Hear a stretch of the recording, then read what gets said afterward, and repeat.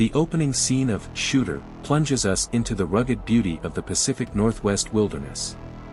Bob Lee Swagger, a former Marine Scout sniper, now lives a secluded life with his wife, Julie, and their young daughter, Mary. He's a changed man, haunted by the ghosts of his past, particularly a devastating mission in Africa where his spotter was killed. We see him hunting elk, his movements precise and deliberate, showcasing his intimate connection to the natural world and his enduring skills as a marksman.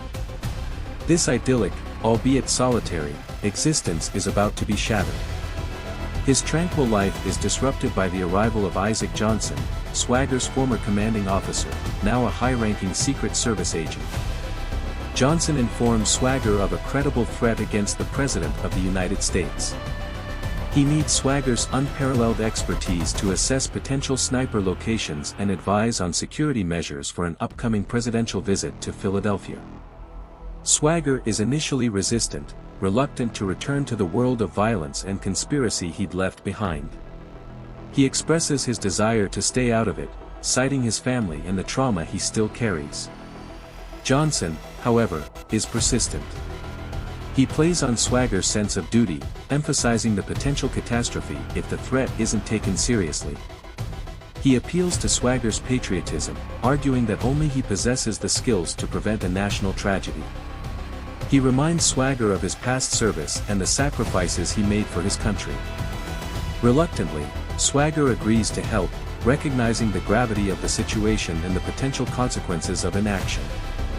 Swagger travels to Philadelphia and meticulously analyzes several potential assassination sites. He uses his intimate knowledge of ballistics, terrain, and sniper tactics to identify the most dangerous location, a seemingly impossible shot that only a highly skilled marksman could make. He explains in detail how such a shot could be executed, outlining the precise calculations and adjustments required to compensate for distance, wind, and other factors.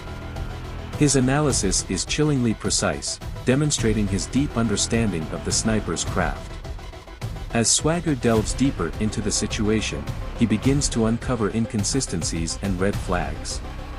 During a practice scenario, he discovers evidence suggesting the assassination plot is more complex and far-reaching than he initially anticipated. He senses something is amiss, a feeling that he's being manipulated.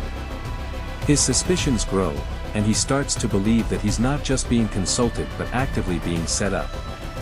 His fears are confirmed when the actual assassination attempt occurs.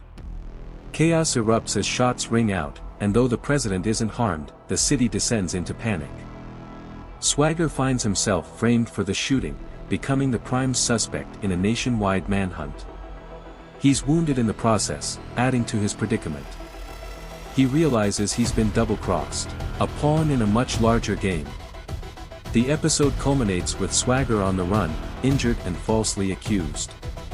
He's forced to rely on his survival skills and training to evade capture. He leaves a message for his wife, Julie, desperately trying to reassure her of his innocence and vowing to clear his name. He promises to find his way back to her and Mary. The episode ends with Swagger's grim determination, setting the stage for his relentless pursuit of the truth and his fight to expose the conspiracy that has turned him into a hunted man. He is now a fugitive, a skilled warrior fighting not only for his freedom but also for his family and his country.